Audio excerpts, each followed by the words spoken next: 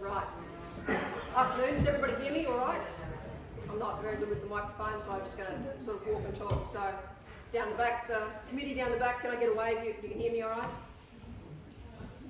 Great. Look, my name is Joanna Jones. I am the Deputy Zone Commander, or one of the three, now for North Eastern Zone. So that's a new development, and I'll get to that in a second. My background, I'm off the land, originally, but I've got just short of, showing my age, just short of 30 years in emergency services in different areas. In peacetime, I look after the Wilson, Richmond and Lower Clarence areas. That's around 11, 12 units.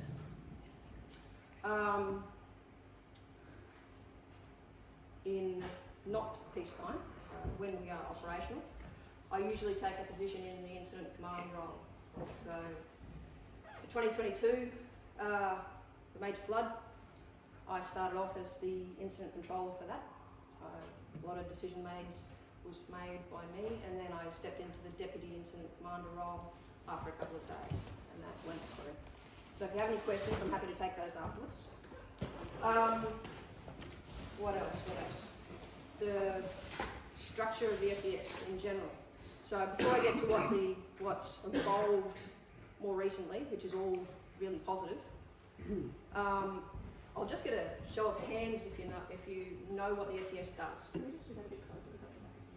It's a little bit close. Pointy things. It's okay. You can hear me all right down the back? Yeah? Can I get a confidence vote on who reckons they know what the SES does? That's a confident. Oh yeah, look at that. There's a few confident ones. All right. Like any emergency service, keep it simple. We're in the business of saving lives.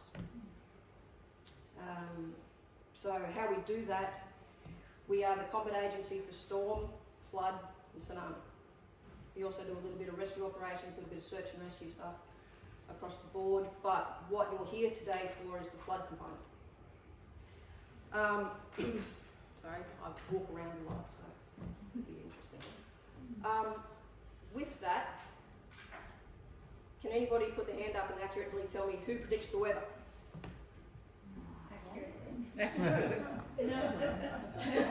No, all right. Who's responsible for predicting the weather? Bomb. The bomb. Does the SES predict the weather? No. No. Excellent answer. Does the SES own any rain, river, or flood gauges? No. No. All right. So we're responsible for flood, though. How does that work? No. All right. You get the info from the bomb. Are you dependent on?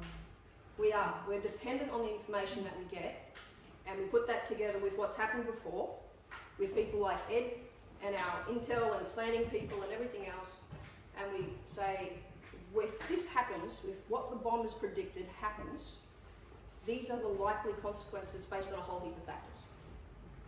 And we then try and warn the community and prepare the community for those consequences. So when you hear the SES got it wrong, well, and nothing happened, that's kind of a good day for us, but we look a bit silly. But we didn't predict the weather. We just tried to warn the community that if that weather happened, these are the consequences. Does that make sense? Yes. Does anybody have any questions or concerns about that part of it? No? So you can imagine how fun my job is on a regular basis. Yeah? No, look, if you do have any questions or comments, please do stick your hand up and yell them out. Two-way conversations are much better, really. I've got a quick question. Yeah. I was wondering if we're reverting back now to the old method of upper tributary reporting back to you guys, because I know it was just bomb.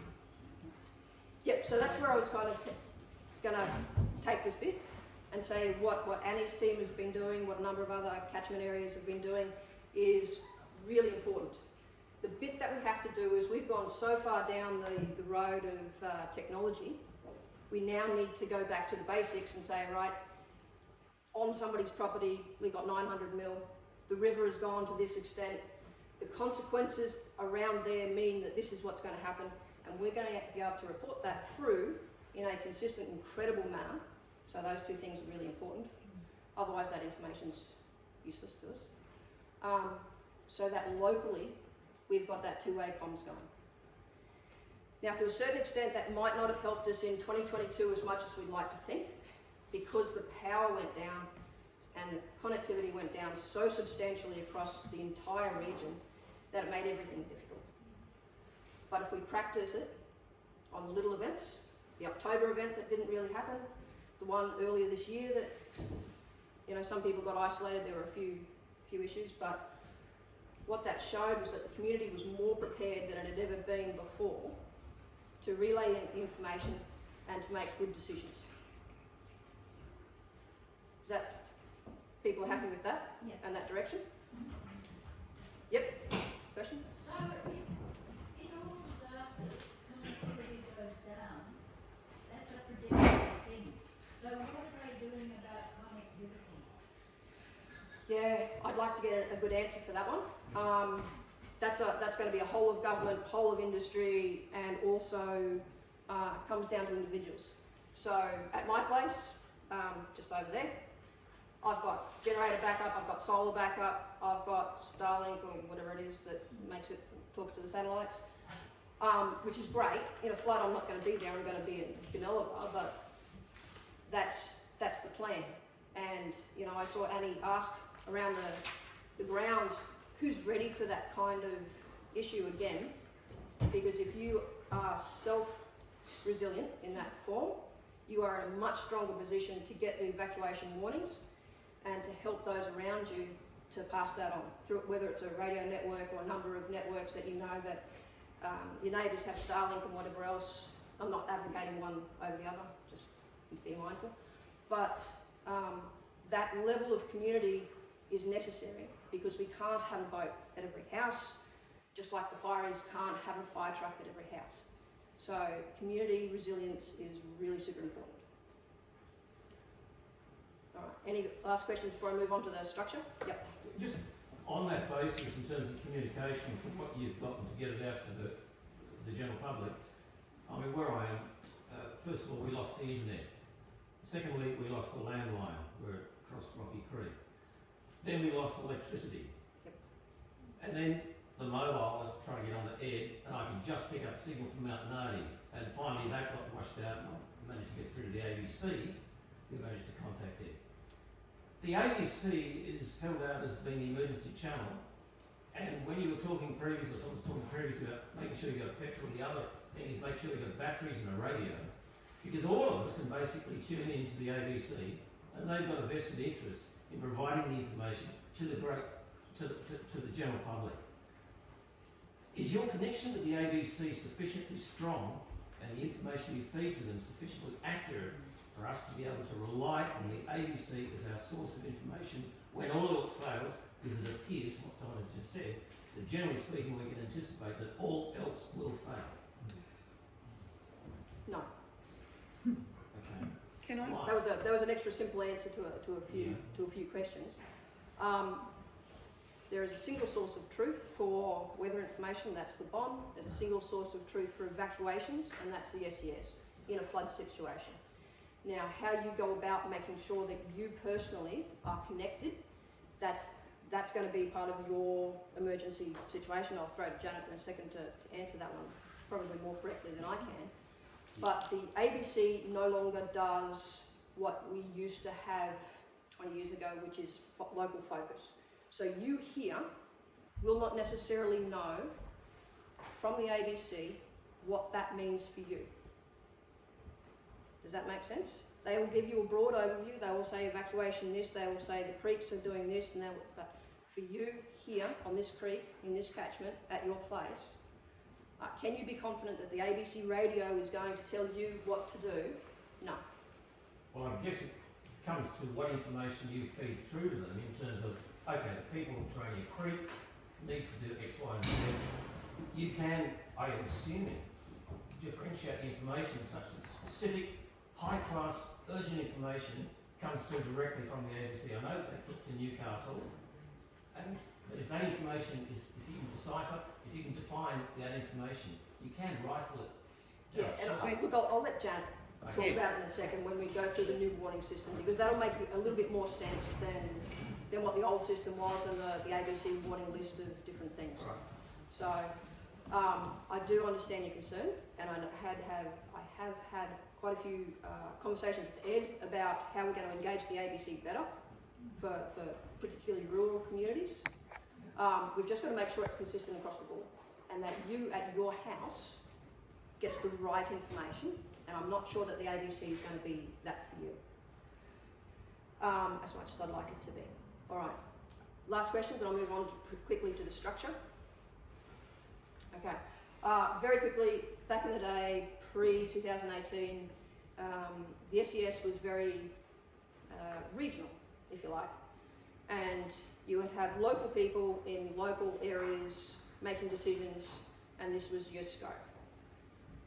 Alright, so in 2018, like a lot of government agencies, there was the need to centralise a little bit and streamline some things, and people have opinions on whether that was good or bad, but essentially what it came down to was that Northern Zone was created.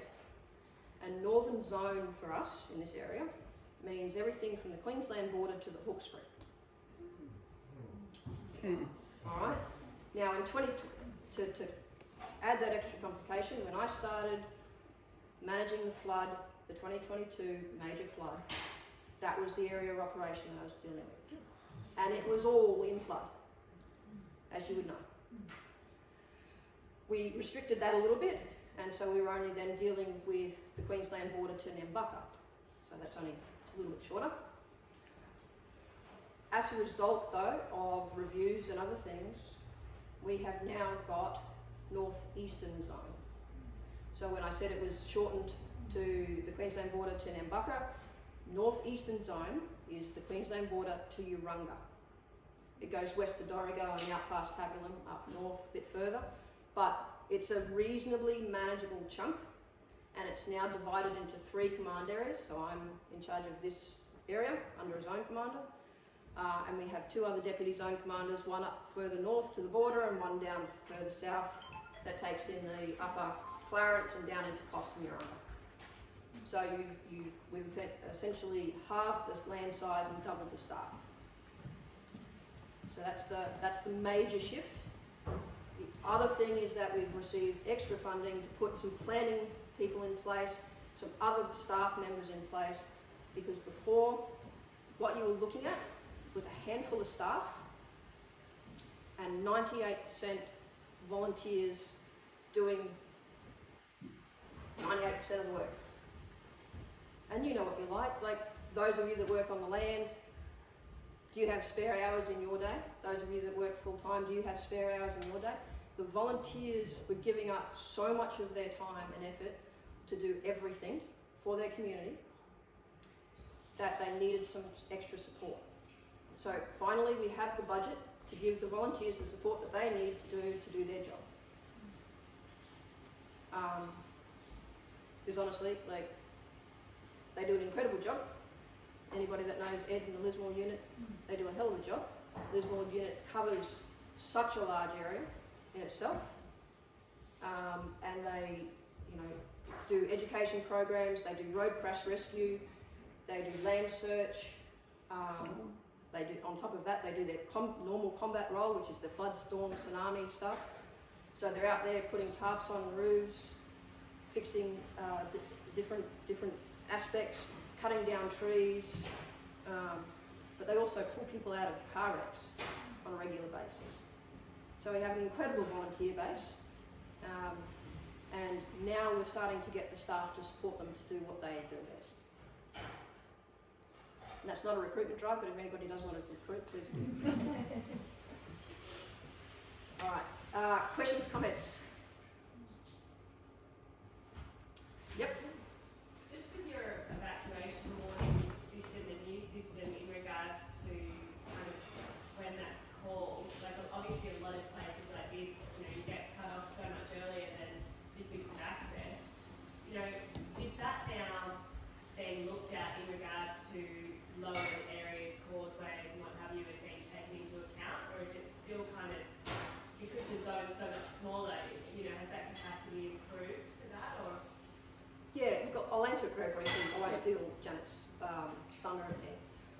the idea of the AWS is that it's tailored more for the people that need to hear the message.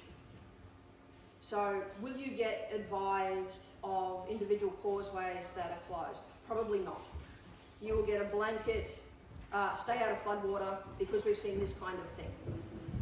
All right, so, and while that might seem common sense, if you get the Hazards Near Me app and you are, do have a level of connectivity, or we do have the ability to print those out at the local shop or the local school or whatever else, you'll be able to see in a map version as well as tailored for your area. So I think we put one out for the Channon more recently We did. in a storm event. Yep. To say that we were seeing flash flooding as a result of heavy rainfall over a period of time. Now, you won't always get that because that's not consistent, and so we have to balance the danger of the boy who cried wolf. And that's where you might see a little bit of wriggle room until we get that spot on. But for the life-threatening stuff, you will definitely see a change in how that message is delivered, and it will be for your area. You will be able to look at that warning and say, right, that is meaningful to me. I'll go through the process of it in a minute. So, have you finished it? Yep, I was just going to say, that's it from me, unless there's any more questions.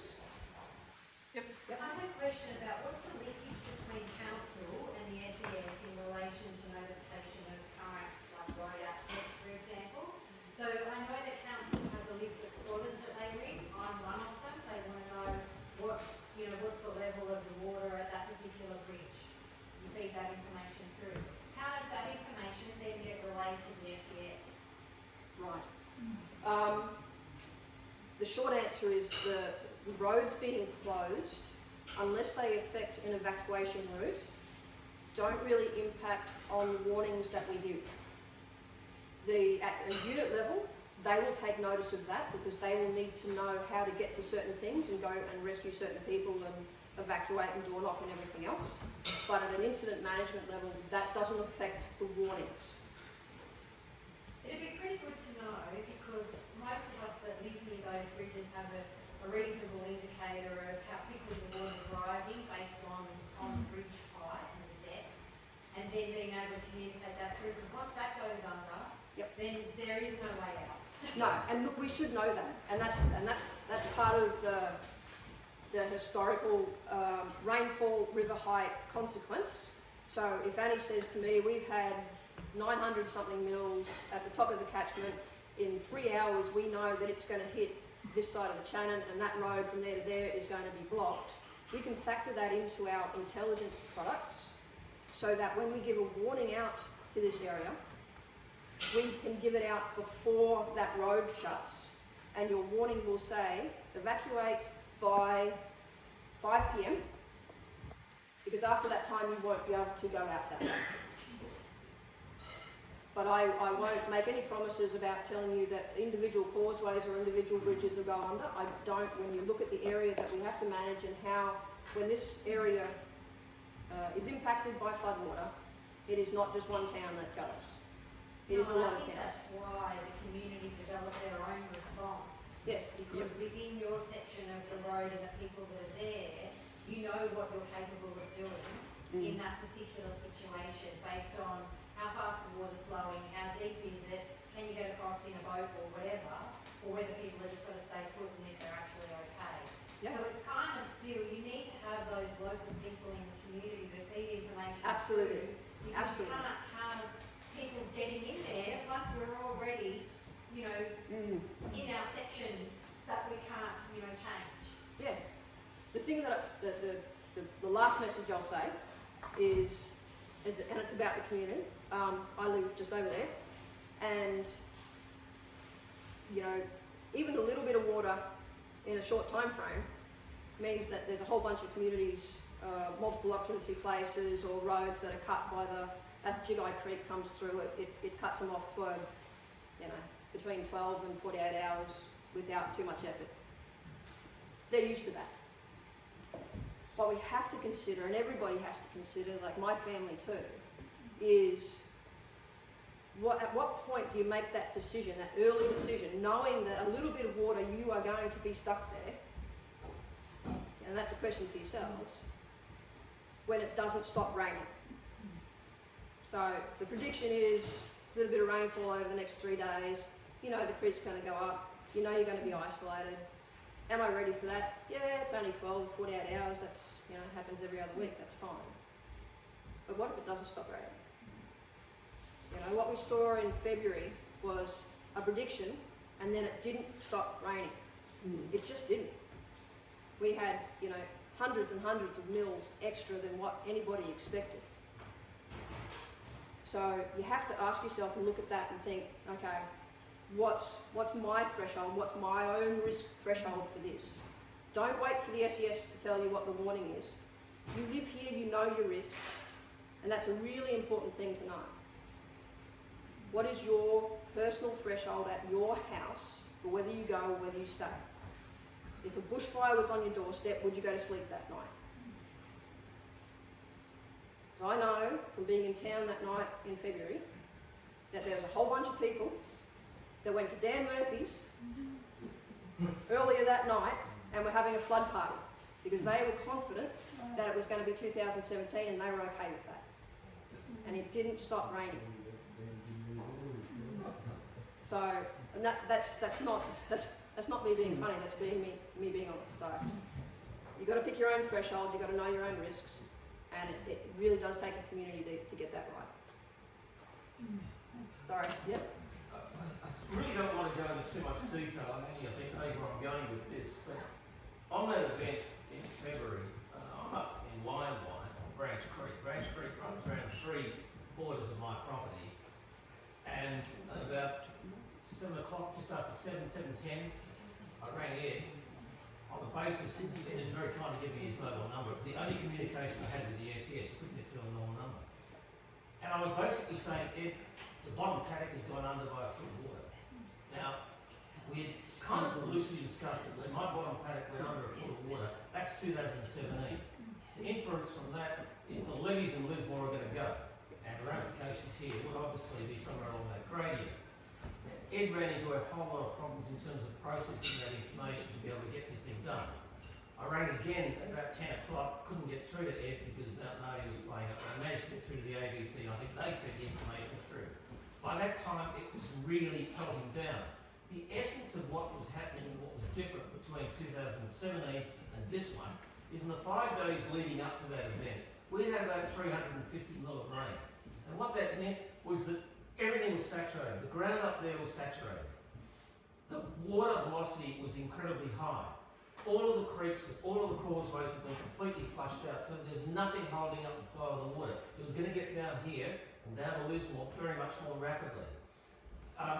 In the event of all of that, where I am on Branch Creek, I'm lucky enough, unfortunate enough, to have about 4 tributaries that all come in at my place. So I've got a really good indicator.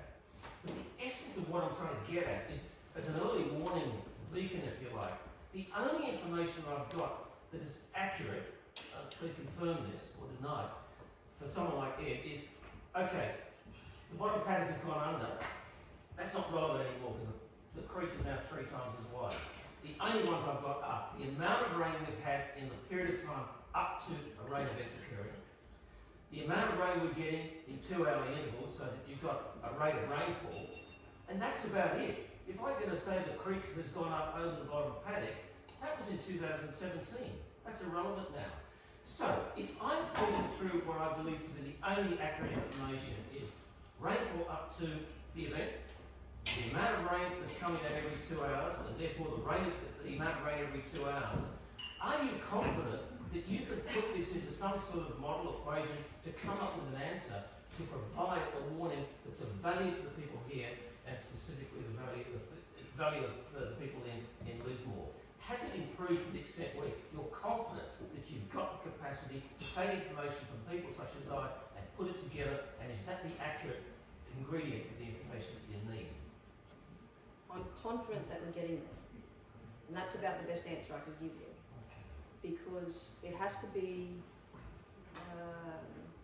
meaningful and repeatable. So you tell me that this amount of rain and this rate of rise, this is happening, and I know that if this happens, the Lismore levy is going to overtop. I've got to factor in a whole bunch of other things, including timings and everything else, because one of the complications with the Lismore CBD for a start is that you have to give them sufficient warning for them to move all the businesses, to move all the things, but you don't want to give them so much warning that they move it prematurely and then they lose, you know, there's looting, there's stocks lost, and there's everything else. So it has to be, sorry about your time, it has to be as accurate as we possibly can be. And the only way to do that is to find, say, your place and repeat it and repeat it and repeat it until we know what's going to happen. So it might not be that your back paddock is flooded. We might have to find another marker, but we definitely need a cause and effect. We need a consequence out of that so that we can repeat it and know what's going to happen as a result. I'm conscious that we're really running over time, and this is why this is the beginning. What we're doing here is the beginning. Like what we're going to do. I mean, I think these questions you're asking, Patrick, are really, really good questions. But I think what I'm looking forward to is having a meeting with the SES and those people involved in the Terania catchment, some of those involved in our project, and really think through what are the next steps for us, because it's a work in progress. So, so time is ticking by. Janet, do you just want to explain the polygons? Yes. I think it's important because it's how and also just bear in mind that we are going to be doing this round robin groups after afternoon tea, where you'll get a chance to explore these questions in greater depth. So Janet's going to explain how we're going to do it. But just before we do, remember we talked about preparation, having a plan. I've photocopied plan templates for all of you, so please take one of them. Vital for your safety for the future, okay? I won't go into it why, but really important to have a look at. I've also got one of these, a waterproof document holder for you for each of them, so that once it's completed would go in there, and that would be put in your home emergency kit. Come and have a look at an example of a home emergency kit when you get time. So I'll quickly jump now into the warnings, and I'll be around, and if you want to come up and chat about that type of info, you're more than welcome. So that's what I was going to talk about. Knowing where to go. How will we be warned? So just to give a bit of background with the BOM. In the past, the BOM, I'm supposed to call it the Bureau, but I still call it the BOM. The BOM will issue your severe weather warnings, your flood watches. Then they will issue a minor, moderate or major flood warning according to what level they predict the water on a certain river will rise. Okay? Now, have you got a main river coming through here? So you haven't had proper predictions because the BOM only predicts 2 major rivers in the past. So that's why you didn't see SES putting out a warning for Huron Valley or the Shannon, because the BOM weren't giving us that information. What the SES has found from feedback over the last several years is you want more localised community information. So late last year in September, unfortunately it was after the February floods, we transitioned to the Australian warning system. So we took on feedback from community and we've localised the warnings now. So you will see, like in the past you would see warnings because the BOM put out, major for the Wilsons River. You would have seen SES putting out major warning for the Wilsons River. These are the consequences. From now on, you're going to be seeing your community's name on those warnings. So it'll be Huron Valley or the Shannon. You have, a major flood warning for this area. These are the consequences. Okay? So we've come in line with what RFS currently do. Hand up if you have the Fires Near Me app on your phones. Fantastic. Hands down. That has now changed over to hazards near me, and it is doing not only the fire warnings, but it's going to have your SES warnings on that app as well. All right? I'll just pull this over so you can see better. So just like the fireys do, they have 3 levels: the yellow, advice level, the orange, which is watch and act, and the red, which is emergency warning. So of SES. But that means, obviously, our consequences and our action statements are different to the fire information. So when you see the bomb now put out, there's going to, flood watch, or there's a severe weather warning, SES will be putting out an advice level. That's basically, hey, heads up community. Heads up community, there's a bit of weather, there's a cyclone developing in the Coral Sea, which is looking like it's coming down this way. That's where your ears prick up. And you'll get action statements on there, such as, Kirong Valley and the Channon, or whatever community it is. This is happening, stay informed, or monitor the conditions. This last one here is when an event de-escalates. It's like reduced threat, return with caution. Once we start to see a minor, moderate or major from the bomb, that's when we transfer that information for each of the communities. So if we know that there's a heap of water coming down from Terania Creek, whatever, we want to put something out for these areas, we will have a watch and act, which is the orange triangle.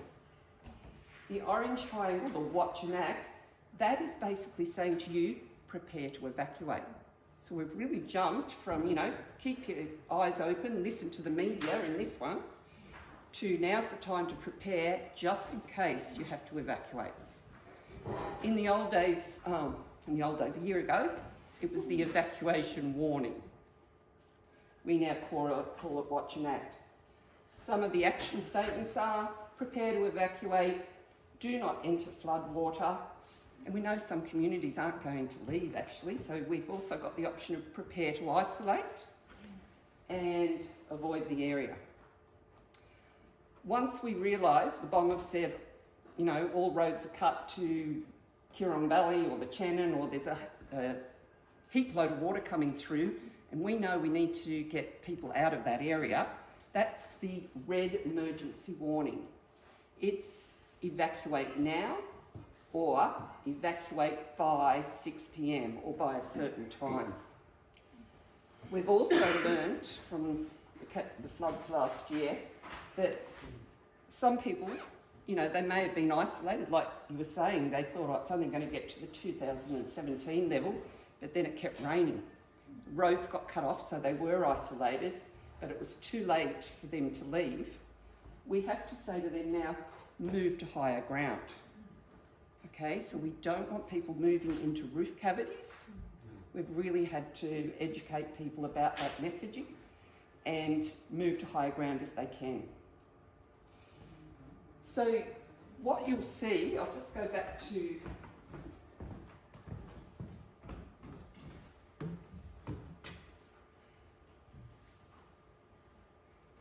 they're the 3 levels.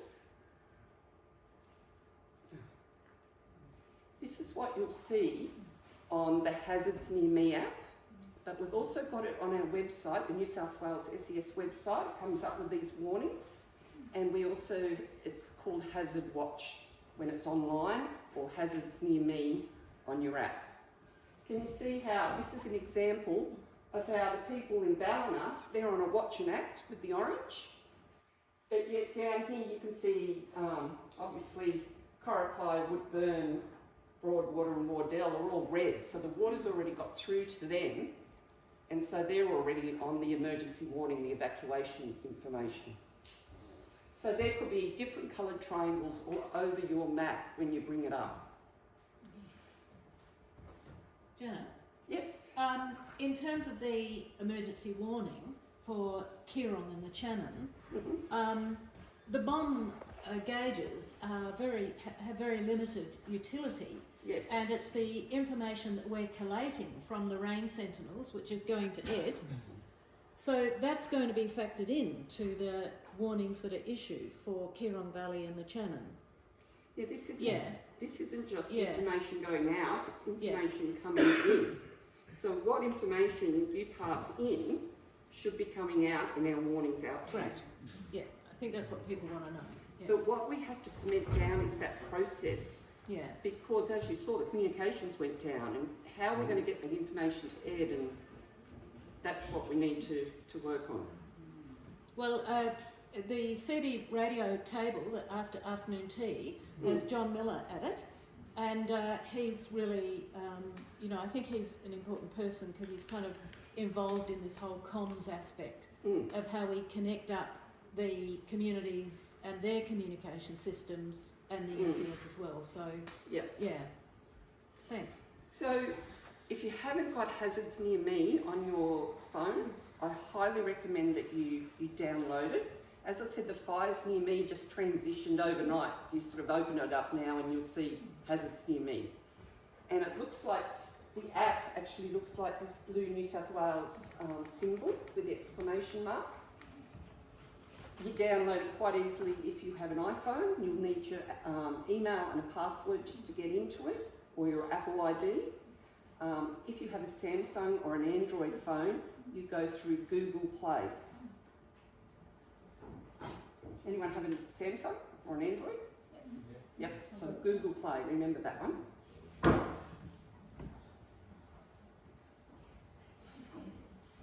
So this is the example of the online version that you'll see. If you went up on the SES site, this is what it would look like online on your computer. On the side here you can see the actual warnings. There's about 6 warnings here on the left hand side. You can actually click on them, or you can click on where you live. If there's a triangle over your area, click on the actual triangle. It will open up the warning for you. So it'll say what community is, what the warning is, what the safety actions are, and the contact details of what to do. So the safety advice and information will be on that. The exciting thing about it is, as an example over here, you can actually localise your warning. So if you only want warnings for the Lismore LGA, you can actually go in, you select localise my area, might be a different word than localise, and you pick a polygon. You actually draw a polygon around what area you want your warnings. And then once you've set that up, you label it, my home, or maybe you can also have one for your family. They may be in the Lismore area, so put something around them, or in Yamba or wherever, and you will get all the fire and SES warnings come through from that area. My phone's been pinging off its head at the moment because of the fire warnings going off. And it comes up with ping, and you open it up and there's an advice level telling me where the fire's at and what to do. It's really good. Sorry, Janet. Yes. Sorry, I just want to clarify one thing. So, although I work for council, I'm in the SES as well, and last year I was doing the warnings for Western New South Wales.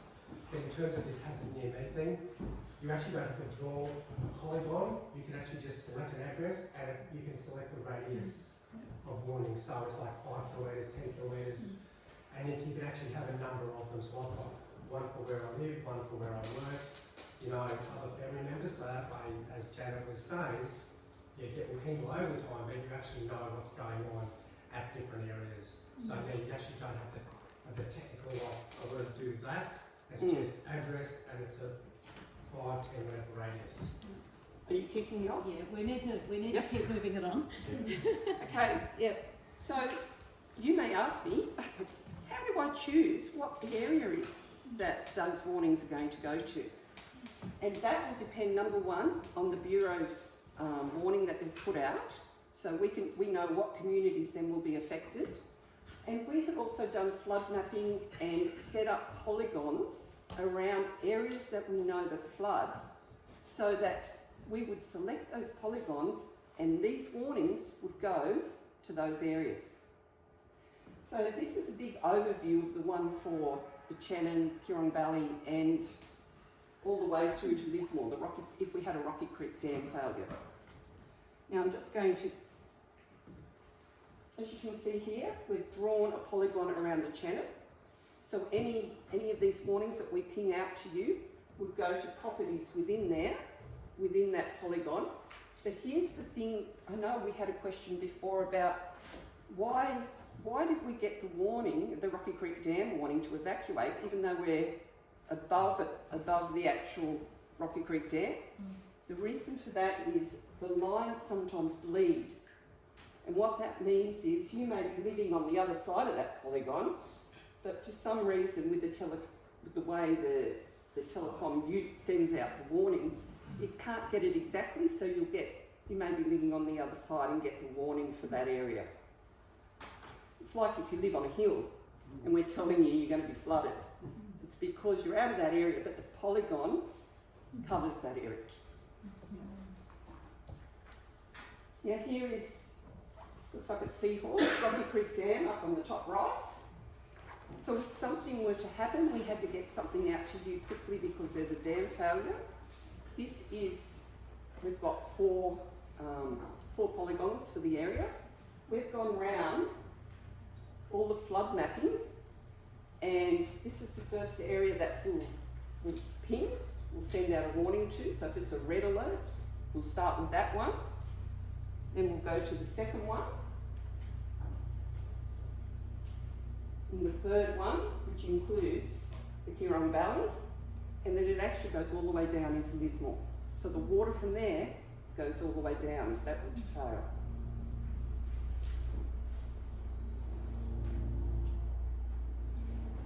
As we said before, as Joe said before, don't always rely on one source for your information. Please use your common sense. If it's been hammering down cats and dogs and it isn't stopping, and you can see water starting to accumulate in places you've never seen before, it's time to enact your home emergency plan and decide, well, is this my trigger? Have I met the trigger to actually leave the area? It's up to you.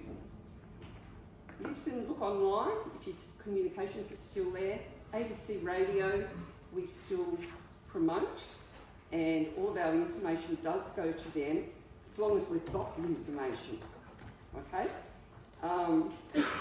We are working with them to try to get more localised information out through them. They have the issue though that they've got so many communities that they would be forever telling everyone, right, people in the Tweed Valley up at such and such, the river's at such and such. There's so many places that flood all at once these days. They just can't get that info out. Emergency alerts, that's what the polygons are. And you will get it, when you see the red ones, you will get that on your phone as well as on the you'll get an SMS from SES, but you'll also get a message on your landline. So I don't know, have you ever had a message on your landline saying, alert, alert, this is an SES message to evacuation order? Yes. So it goes to both. And last but not least, a reminder, please make your plan, assemble a home emergency kit, download the Hazards Near Me app, and get ready for storm season, because it's going to be a beauty, I think. I'm around, please come up and say hi and ask any questions. Thank you. Thanks, Janet.